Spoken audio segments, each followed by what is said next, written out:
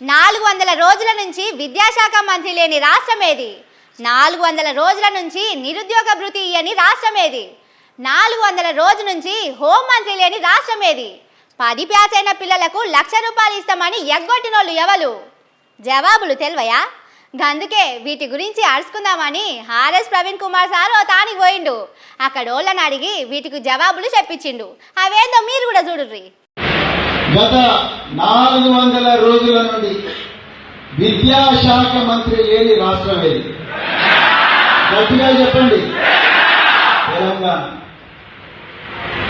గత 400 రోజుల నుండి 4,000 రూపాయల నిరుద్యోగ భృతి అందని నిరుద్యోగులు ఎక్కడున్నారు?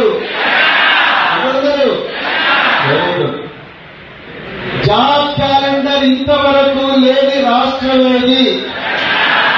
ఏ రాష్ట్రం? Very good.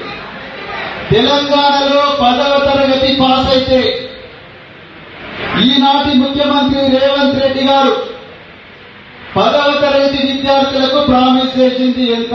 ఏ ఆప్షన్ 7,000 రూపాయలు, బి ఆప్షన్ 8,000 రూపాయలు, సి ఆప్షన్ 12,000 రూపాయలు, డి ఆప్షన్ 10,000 రూపాయలు. ఏ ఆప్షన్? 10,000. ఇంటర్మీడియట్ పాస్ అయితే పాస్ అయిన ప్రతి విద్యార్థికి 8,000 రూపాయలు ప్రామిస్ చేసిండు. 11,000, 12,000, 13,000, 15,000. 15,000. పిహెచ్డి పాస్ అయినా లేకపోతే ఎంఫిల్ పాస్ అయినా విద్యార్థులకు ఇస్తానన్న పారితోషికం 75,000 రూపాయలు, 85,000 రూపాయలు, 1,00,000 రూపాయలు. 1,00,000 రూపాయలు. గ్రాడ్యుయేషన్ పాస్ అయితే ఎన్ని వేల రూపాయలు ఇస్తున్నారు? 30,000, 40,000, 50,000, 60,000. 50,000 రూపాయలు. మీ దాంట్లో వరకు వచ్చిన అందరూ గ్రాడ్యుయేట్స్ వచ్చినాయా? వచ్చినాయా? తెలంగాణలో 7 జోన్లకు 7 ఎంప్లాయ్మెంట్ ఎక్స్చేంజ్లు ప్రామిస్ చేసిన పార్టీ ఏది?